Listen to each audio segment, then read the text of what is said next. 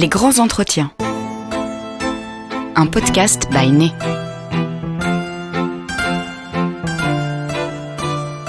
Il existe autant de façons de composer un parfum qu'il existe de créateurs. Né vous invite à découvrir leur parcours, leurs pratiques et leurs visions. Ce podcast vous est raconté par Guillaume Tesson.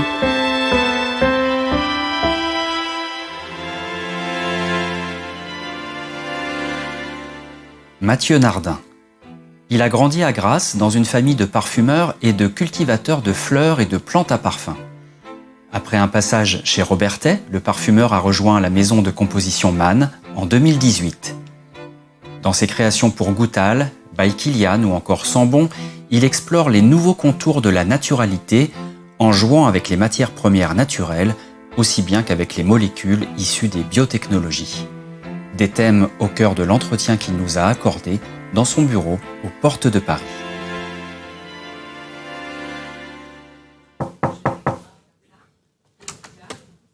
C'est Guillaume de Né.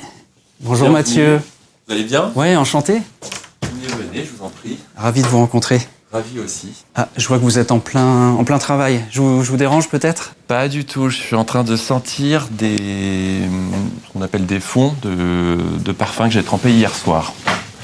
Je les trempe et c'est un peu la première chose que je fais le matin en arrivant, c'est de voir un peu l'évolution et de suivre les fonds de la veille. Ça se passe comment d'ailleurs une journée de travail ça commence tôt? Ça commence tôt, oui, si j'ai pas le sport. J'arrive plutôt tôt, j'arrive vers les 8h au bureau. Ça me permet d'avoir justement un petit moment où je suis peut-être un peu moins sollicité, ce qui me permet de vraiment de me concentrer sur mon travail et sur ma formulation ou d'explorer des pistes un peu plus créatives. Tiens, c'est joli ce presse-papier, là, c'est un bloc de plexiglas dans lequel est insérée on dirait une chaise de la Côte d'Azur, c'est ça? Oui, exactement. C'est plus particulièrement une chaise niçoise, c'est celles qui sont présentes sur la baie des Anges. C'est un presse-papier que j'ai depuis très longtemps et au final, je l'amène de partout, dans tous mes bureaux. Donc je l'avais à Grasse quand j'ai commencé ma carrière de parfumeur, puis après à New York. Ça me permettait de me rappeler aussi la Côte d'Azur. Et du coup, là, je l'ai aussi sur mon bureau à Paris. Et du coup, ça me fait penser vraiment à mes études, la Côte d'Azur, Grasse. Ça me fait penser à tout ça. Vous aviez là-bas des grands-parents producteurs de plantes à parfum. Comment s'est passée votre enfance dans ce milieu? Je suis né et j'ai grandi à Grasse. Mes grands-parents étaient producteurs de plantes à parfum, de roses et de jasmin notamment. J'ai eu une jolie enfance entourée de la parfumerie, entourée des matières premières. Donc j'ai grandi dans cet environnement-là, dans cet univers-là. Ça veut dire que vous passiez du temps dans les champs? Comment ça se passait? Quand j'étais petit, oui, tout à fait. Je participais très régulièrement à la récolte, surtout du jasmin, puisque c'était pendant les vacances scolaires de l'été. Donc le mois d'août, je participais à la récolte. Un peu moins sur la rose de mai, parce que c'était pendant la période scolaire. Voilà, dans tous les cas, c'est un joli souvenir où je voyais les cueilleurs venir ramasser les fleurs. Très tôt l'été, au mois d'août, pour le jasmin, parce qu'il faut qu'on ramasse très tôt le matin avant que le soleil, ne chauffe de trop la fleur, et du coup l'abîme quelque part.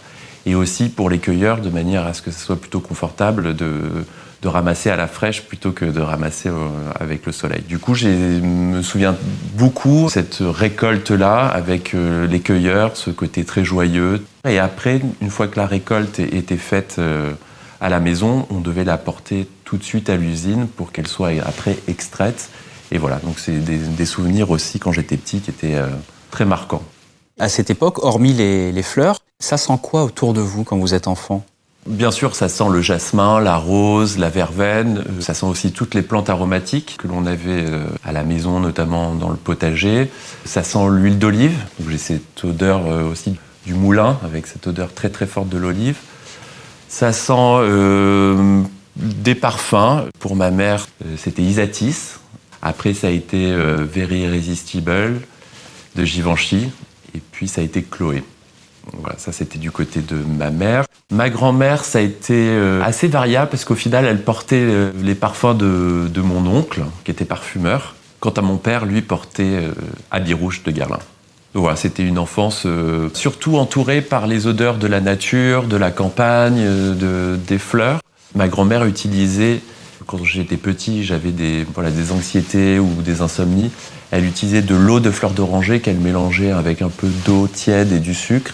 Et c'était vraiment le remède miracle et vraiment apaisant. Donc encore aujourd'hui, j'en utilise quand j'ai des anxiétés et ça marche vraiment très très bien. Voilà. On va noter ce conseil. Vous l'avez évoqué, dans votre famille, il y a quelques personnes qui travaillent dans le parfum. Est-ce qu'on peut simplement citer... Ma marraine, Michel Saramito, qui est le parfumeur qui a créé notamment Tartine et Chocolat, qui a créé la Cologne de Caron, plein de jolies colognes. Elle était très très très forte sur les agrumes et les citrus. Quand j'ai intégré la parfumerie après l'ISIPCA, ou pendant l'ISIPCA, elle m'a pris comme apprenti parfumeur. Et j'avais une relation vraiment particulière avec elle, puisqu'elle m'apprenait la parfumerie avec vraiment une bienveillance très particulière. Et après, plus tard, même quand j'ai commencé à travailler, on travaillait vraiment main dans la main. Puis quelques années plus tard, je suis parti aux États-Unis. Et quand je travaillais sur des projets français, on travaillait vraiment dans une confiance totale. Et ça a très très bien fonctionné. On a fait des jolis parfums ensemble. Donc oui, pour répondre à votre question, beaucoup de ma famille travaille dans la parfumerie. J'ai des parfumeurs, des gens aussi qui travaillent côté plus production, matières premières. Mais c'est vraiment un environnement qui est particulier et c'est difficile à expliquer. Mais quand vous êtes à Grasse et vous grandissez à Grasse, tout autour de vous est parfumerie. J'ai fait tout mon parcours scolaire à Grasse. Et par exemple, mon collège, c'était une ancienne usine de parfumerie qui a été réhabilitée en collège. Donc, j'ai ce souvenir aussi d'aller au collège dans une ancienne usine à parfum qui s'appelait Tombarel, je crois. Au-delà de la cour, on avait aussi un préau quand il pleuvait. Et en fait, ce préau, à l'époque, servait à étendre les fleurs fraîches qui arrivaient, genre le jasmin, la rose, etc. Et vous pouvez pas vous imaginer l'odeur encore de cet endroit et de cette pièce, et notamment quand il pleuvait, ça faisait ressortir des odeurs d'usine, alors que l'usine n'était plus en activité depuis, 20 ans, 30 ans, et ça remontait, on avait cette odeur vraiment particulière et unique. Et c'est une odeur que j'ai retrouvée quelques années plus tard, qui m'a vraiment frappé, c'était quand j'ai fait mon stage de 3e. J'avais déjà à l'époque l'idée d'être parfumeur et l'envie d'être parfumeur. Et je l'avais fait chez Robertet. Et je me souviens d'être rentré de cette jolie entrée et d'être vraiment happé par une odeur ambiante qui, au final, nous, tous les jours, quand on travaille dans cet environnement, on l'oublie presque. Mais on a quelque chose où on est vraiment imprégné de cette odeur et ça sent l'usine, là, ça sent l'extraction, ça sent plein de matières premières et ça fait un joli parfum qui est très très puissant. Est-ce que vous avez quand même, à un moment, envisagé une autre voie professionnelle ? Parce que là, il y a un côté un peu conte de fées. Est-ce qu'à un moment, vous avez eu envie de faire complètement autre chose ? J'y ai pensé, mais c'était tellement une envie et une passion que voilà, j'ai fait en sorte que ça fonctionne. C'est-à-dire que je pense que je suis un peu plus littéraire ou voilà, j'ai plus de facilité sur ces domaines-là versus la science. Et donc du coup, comme je souhaitais intégrer l'ISIPCA, il fallait que je fasse un parcours de chimie, donc obtenir une licence de chimie. Donc voilà, je me suis vraiment concentré sur ce domaine-là. Donc j'ai fait un bac scientifique, puis après je suis allé à l'université de sciences et de chimie de Nice, où j'ai obtenu une licence de chimie, mais c'était pas une matière qui était forcément très naturelle pour moi. Après, je me suis vraiment pris au jeu et je me suis vraiment amusé dans ces études de chimie. Et après, j'ai fait donc l'ISIPCA. Et donc, pour répondre à votre question, je me suis jamais vraiment dit non, si ça marche pas, je souhaitais faire autre chose. Je voulais travailler dans l'univers de la parfumerie. Mon première ambition et motivation, c'était d'être parfumeur. Mais je me suis toujours dit, même quand j'ai commencé la parfumerie, disant, bon, si j'arrive pas à être parfumeur, si on sait que les chemins sont compliqués, sont longs, et c'est pas évident d'être parfumeur et de devenir parfumeur. Voilà, il y avait une autre partie qui m'intéressait énormément, c'était les matières premières et le sourcing. Voilà, c'était quelque chose qui m'attirait énormément. Et je me suis dit, bon, je vais essayer d'être parfumeur. Si j'y arrive pas pour plusieurs raisons, si c'est compliqué, si je suis si je suis pas heureux dans ce que je fais, si je m'exprime pas bien dans mon métier, voilà, le sourcing des matières premières et travailler dans les matières premières, c'était quelque chose qui m'attirait énormément. Et encore aujourd'hui, j'ai une passion dans la passion, c'est la matière première et le sourcing ou le développement de matières premières.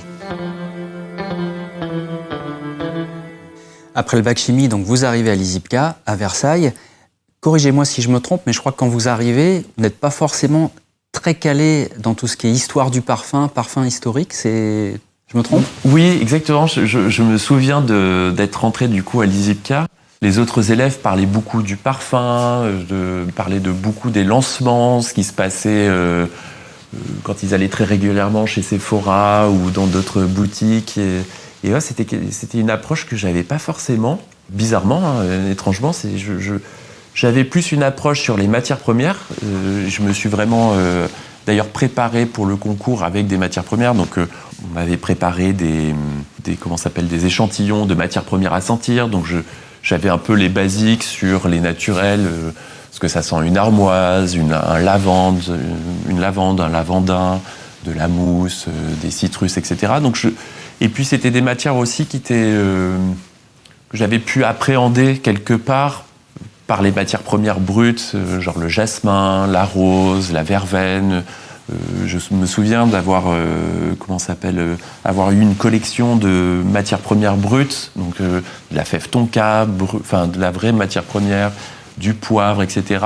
Donc j'avais cet aspect-là plus matière et pas du tout au final la réalisation créative du parfum. Et donc au départ c'est quelque chose vraiment que j'ai pu apprendre ou du moins approfondir, découvrir à l'ISIPCA.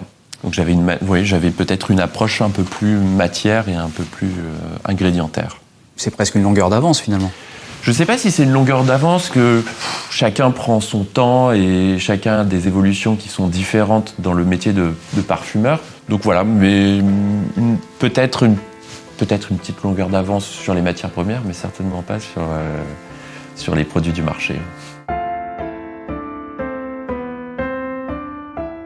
Vous commencez votre carrière de parfumeur chez Robertet, on est en 2009. Qu'est-ce que vous avez appris chez Robertet ?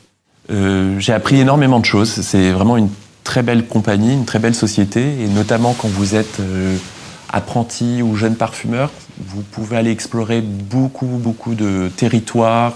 Vous avez une grande liberté. Donc j'ai appris vraiment les matières premières aussi, c'est-à-dire que vous allez apprendre, quand vous êtes apprenti ou jeune parfumeur, vous allez apprendre à reconnaître les matières premières, qu'elles soient synthétiques ou naturelles. Vous avez aussi la possibilité de descendre sur le site d'extraction et d'aller vraiment voir cette matière première qui va arriver. Donc des souvenirs de voir en février des camions entiers de mimosa que l'on apercevait à la fenêtre et de se dire bon, c'est le moment, on descend. Vous pouvez aller voir tout de suite aux ateliers ces matières premières qui vont charger dans les extracteurs et du coup vraiment voir ce process de la matière première fraîche ou brute et de voir aussi tout de suite ce que ça sent, une concrète ou même une distillation fraîche. C'est pas tout à fait pareil qu'après maturation, etc. Et donc du coup, ça vous permet d'avoir aussi une certaine connaissance sur les naturels. Et je trouve qu'émotionnellement, c'est très important de connaître, d'avoir la chance de connaître ça et d'explorer ça. Donc c'est vraiment quelque chose que j'ai pu vraiment approfondir chez Robertet. Et j'ai commencé en étant parfumeur sur plusieurs supports. Donc ça m'a permis aussi, en tant que parfumeur, d'essayer de comprendre ce que je souhaitais faire. Est-ce que je souhaitais être parfumeur shampoing ou parfumeur sur les lessives adoucissants, sur des produits un peu plus gel douche, cosmétiques, etc. ou parfumeur fine fragrance. Du coup, ça m'a permis d'explorer. Je me suis vraiment beaucoup amusé et épanoui dans tous ces supports, même sur des supports bougies. J'ai fait aussi pas mal de produits pour l'hygiène, pour les toilettes. Et c'était vraiment une approche qui était différente, mais avec d'autres challenges. Chez Robertet, vous exilez pendant 5 ans, de 2013 à 2018, à New York. Qu'est-ce que vous retenez de la manière de travailler là-bas ? Ça m'a permis de découvrir une autre parfumerie, une parfumerie américaine, avec des clients complètement différents, des topologies de clients aussi complètement différents. Et ça m'a vraiment permis de travailler une parfumerie qui est une parfumerie assez joyeuse, colorée. Je trouve que c'est assez sympa d'explorer ce domaine-là. Ça m'a permis aussi de bien travailler les notes addictives, de bien travailler les notes fruitées, qui ne sont pas forcément des univers ou des domaines qui sont péjoratifs. On peut faire de très très jolies choses avec des notes addictives et fruitées. Quel type de notes addictives, par exemple ? Toutes les notes addictives, vous pouvez apprendre à travailler sur des notes pralinées ou sur des notes vanillées, mais vous pouvez aussi aller sur des addictions qui peuvent être, plus minérales, plus confortables, très moelleuses, sur des jolis muscs, sur des choses un peu plus éthérées. Donc c'est des textures qui sont très confort et très doudou au final. Donc c'est assez intéressant de travailler sur cet aspect-là, et sur les fruits aussi. Et c'est vrai que souvent c'est assez péjoratif, les fruits et les notes gourmandes, alors que ça ne devrait pas. Et d'ailleurs, quand on est parfumeur français, quand on se penche sur le marché américain, je me rappelle à sentir des choses, en disant, c'est encore une pomme ou une poire, mais en fait c'est plus qu'une pomme et sur une poire, et c'est techniquement très très bien fait. C'est-à-dire que quand vous y attelez après sur la réalisation et sur le développement de ces notes-là, je peux vous assurer que c'est pas facile. Très technique. C'est très technique, au final très facetté. Donc ça m'a permis de travailler ces univers-là. Je trouve que c'est une parfumerie qui est plutôt joyeuse et colorée. C'est assez agréable de travailler là-dessus. Je me suis vraiment épanoui dans mon métier de parfumeur aux États-Unis. Je ne me suis jamais coupé non plus de la France, et notamment de la récolte de la rose de mai, qui est pour moi vraiment unique et très très importante. Et du coup, même chaque année, quand j'étais aux États-Unis, je prenais un avion, je faisais un aller-retour, même pour 2 jours ou 3 jours, juste pour aller assister à la récolte de la rose. En 2018, vous arrivez chez Mann, chez qui vous travaillez encore aujourd'hui. Comment ça se passe Le changement, ça n'a pas été simple parce que j'aimais beaucoup Robertet, je m'épanouissais énormément chez Robertet. J'avais une envie de revenir ou de venir plutôt sur le marché parisien, qui est, quand on est parfumeur, faire une fragrance très créatif. Je souhaitais changer dans une société où il y avait des belles matières premières. Ça a été aussi des rencontres, une rencontre avec Samantha Mann, qui m'a vraiment donné l'envie de rejoindre la société Mann. Et ça me faisait plaisir de rejoindre une société française et une société encore grassoise. Il n'y en a plus beaucoup, c'est assez malheureux d'ailleurs. Et voilà, ça a été aussi un des moteurs. Et l'envie aussi d'aller travailler, d'explorer des clients qui étaient différents de la société d'où je venais. Voilà, une envie d'un renouveau certainement. Et Samantha Mann, comme vous avez cet entretien, cette rencontre avec elle, qu'est-ce qu'elle vient chercher chez vous ? Il faudrait lui demander, mais je sais pas, peut-être apporter une touche différente à l'équipe, avec peut-être mes origines grassoises, avec le prisme des matières premières naturelles, peut-être mon expérience sur les États-Unis. Je pourrais pas trop vous dire. Vous avez composé de nombreux parfums, de nombreuses fragrances. On peut parler de marques comme By Kilian, Goutal, le Temps des Rêves, les Bains Guerbois, Etro, Péris avec le fameux cacao aztèque, le Santal du Pacifique. C'est difficile de trouver peut-être un trait commun à chacune de ces compositions, mais malgré tout, est-ce qu'il y a quelque chose qui les réunit ?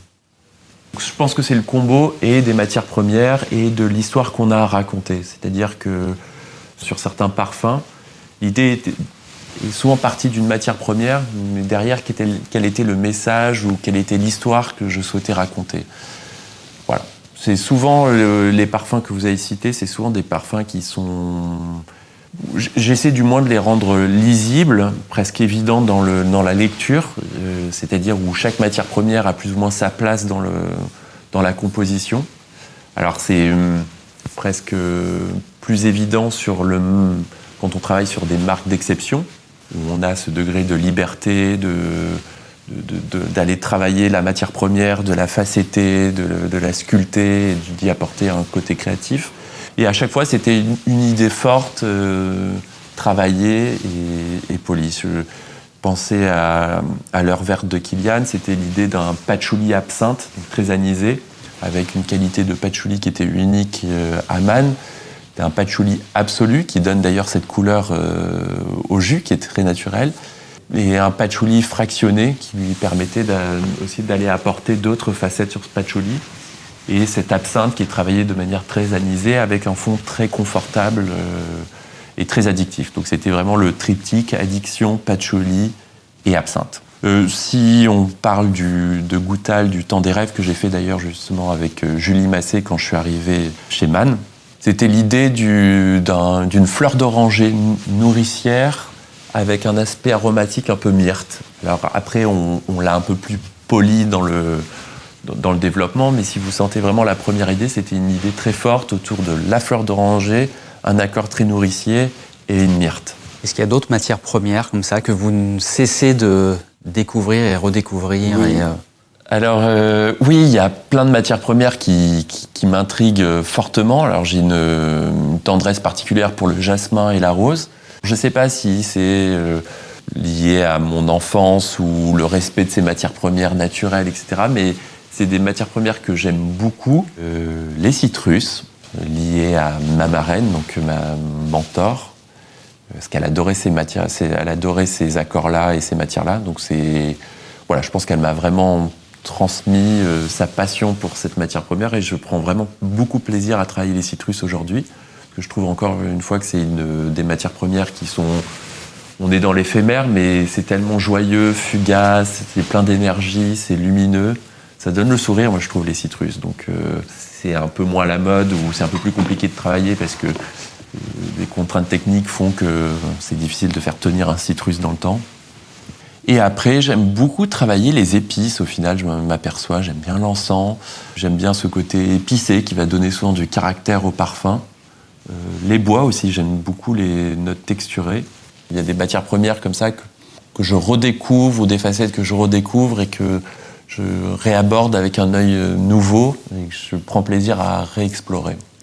Par exemple, on parlait tout à l'heure du jasmin de Grasse, où c'est quelque chose qui est vraiment unique et historique, le jasmin grandiflorum. Et vous avez aussi des nouvelles techniques d'extraction aujourd'hui qui sont assez intéressantes et qui va permettre d'apporter une nouvelle couleur à notre palette de parfumeurs.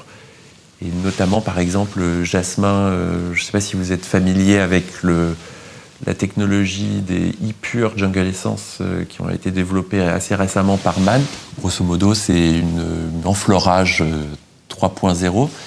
Et l'idée, c'est au lieu d'enfleurer les matières premières comme on le faisait historiquement dans de la graisse animale, l'idée, c'est de les enfleurer dans une huile végétale et donc de faire plus ou moins le même procédé, c'est-à-dire que tous les jours, on va y apporter des fleurs fraîches, on va les laisser macérer, puis on va ôter les fleurs qui sont vidées de leurs composés odorants, qui sont du coup dans l'huile végétale.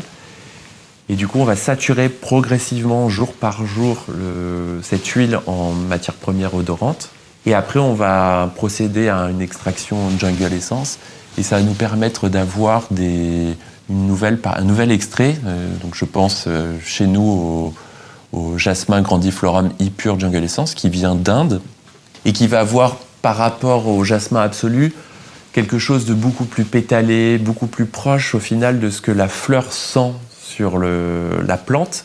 Et donc cet aspect très jasminé, pétalé, presque mouillé, animalisé, mais pas aussi animal qu'un absolu, presque solaire au final. Et du coup, c'est assez intéressant de voir que, au final, on fait le même métier que nos ancêtres en tant que parfumeurs. On utilise les mêmes ingrédients, mais le progrès aussi est passé par là, et ce progrès nous sert à apporter et à ajouter une nouvelle couleur à notre palette et d'aller aborder une matière première sous un nouvel angle.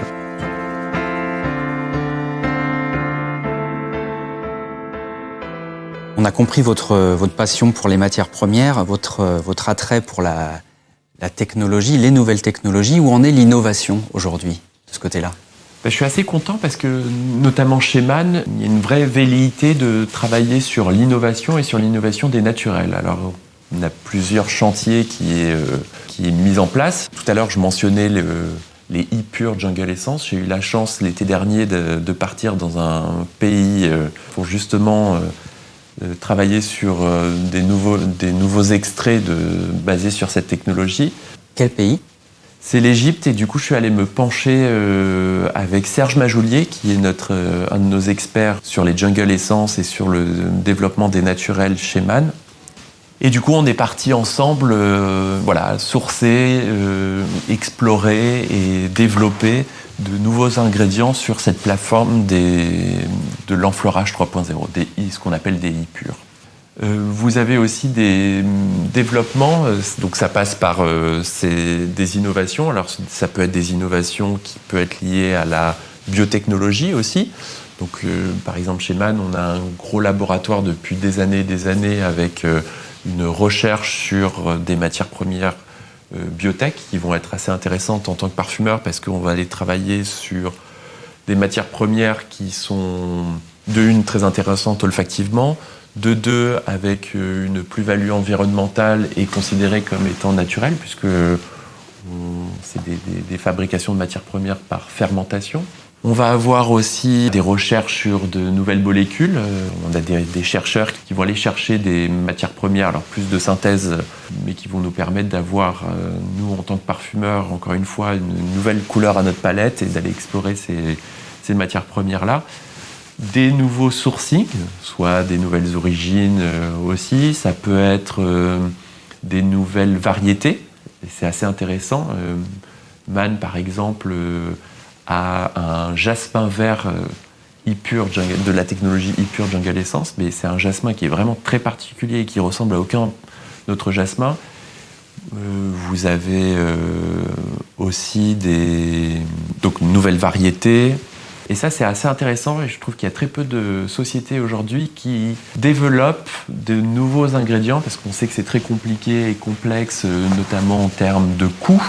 En termes de législation, malheureusement lancer un nouvel ingrédient, c'est très très très coûteux et très très très complexe. Man a vraiment cette envie et cette culture de développer de nouveaux ingrédients. Vous allez aussi avoir donc des nouvelles origines, donc avec des qualités olfactives qui sont complètement différentes. Je pense notamment chez nous à notre patchouli Gayo, qui est un ingrédient qui est sustainable et qui est olfactivement très très intéressant. Alors historiquement le patchouli est récolté sur l'île de Sulawesi. Ici le patchouli revient un peu aux origines puisqu'il va être récolté sur l'île de Sumatra et donc c'est une île qui est assez montagneuse et les variations de température entre la nuit et le jour marchent très très bien avec ce patchouli là. Et ça va nous permettre d'avoir un extrait du coup d'une huile essentielle de patchouli Gayo, mais aussi un patchouli Gayo Jungle Essence, donc avec notre technologie Jungle Essence, où l'on va aller chercher un patchouli qui est très proche de ce que l'odeur de la feuille sent au bout du champ, presque. C'est très très frappant quand vous sentez le patchouli Gayo Jungle Essence. Et ça va aussi permettre d'avoir quelque chose de beaucoup plus nourricier, presque cacaoté, chocolaté dans ce patchouli qui est très très intéressant et très agréable à travailler dans des compositions. Vous avez donc aussi des molécules naturelles issues de ce qu'on appelle des matières premières biotech.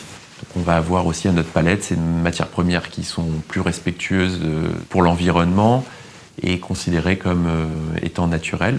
Je pense par exemple à la cocotone, qui est une lactone qui sent et la coco, et presque le côté tonka. Et c'est très très intéressant à utiliser ça dans la parfumerie.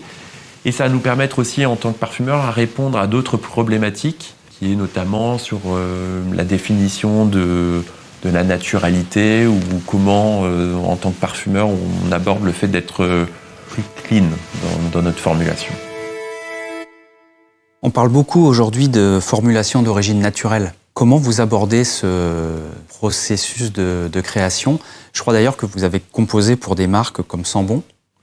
Oui, tout à fait. J'ai travaillé sur des marques comme Sonbon, qui étaient sur un créneau 100% naturel, c'est-à-dire sur l'utilisation de molécules naturelles issues du naturel et des huiles essentielles, etc. Pour être plus technique, c'est la définition ISO 9235, donc vraiment la définition pure et dure du naturel. Grosso modo, vous avez ceux qui ont une approche de 100% naturelle, donc avec l'utilisation que de matières premières qui sont naturelles, et d'autres qui sont avec l'utilisation de matières premières d'origine naturelle, et ça nous permet, nous, en tant que parfumeurs, de pouvoir incorporer d'autres matières premières comme des muscs, comme certains bois, des jolis bois plutôt confortables que l'on ne peut pas faire sur des produits 100% naturels. Ça nous pose aussi, nous, en tant que parfumeurs, et pas que en tant que parfumeurs, mais on est obligé un peu de se réinventer et d'avoir une approche qui est différente sur la formulation, puisqu'on a beaucoup moins de matières premières avec lesquelles on peut jouer, et c'est un vrai challenge aujourd'hui, notamment sur les féminins, je trouve. Quand on fait des parfums d'origine naturelle et qu'on essaie de travailler sur des notes, par exemple, muguet, et on a très très peu de matières premières qui sont d'origine naturelle avec ces molécules-là. Donc sur les notes boisées, c'est tout à fait gérable, etc. Sur des notes vraiment féminines, un peu plus commerciales, c'est un vrai challenge aujourd'hui de respecter cette norme 1628 d'origine naturelle.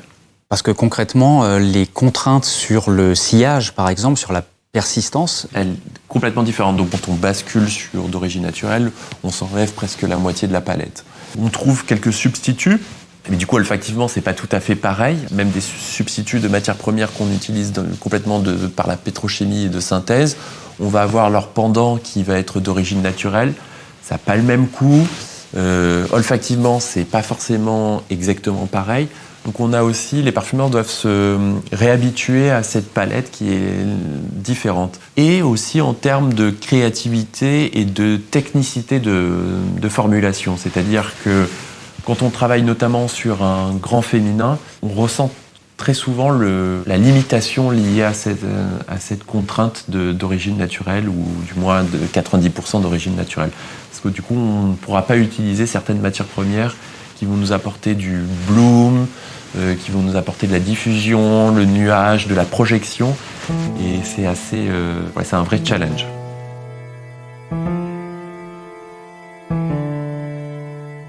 On a évoqué l'importance des progrès techniques, on a parlé de la formulation d'origine naturelle. Comment est-ce que vous voyez la parfumerie, le parfum, dans quelques années, dans 10, 15, 20 ans ? On va tendre vers des formules beaucoup plus lisibles, presque plus simplistes. Je ne sais pas si ça tend vers ça ou si j'aimerais que ça tende vers ça. Et j'ai l'impression que même pour les consommateurs, les utilisateurs de parfums ou les passionnés de parfums, la connexion sera d'autant plus évidente si on a un parfum qui est clair, direct, avec un message, une émotion derrière, et où chacun peut se l'approprier et vraiment avoir ce parfum qui est presque comme une seconde peau, ou comme un halo autour de soi.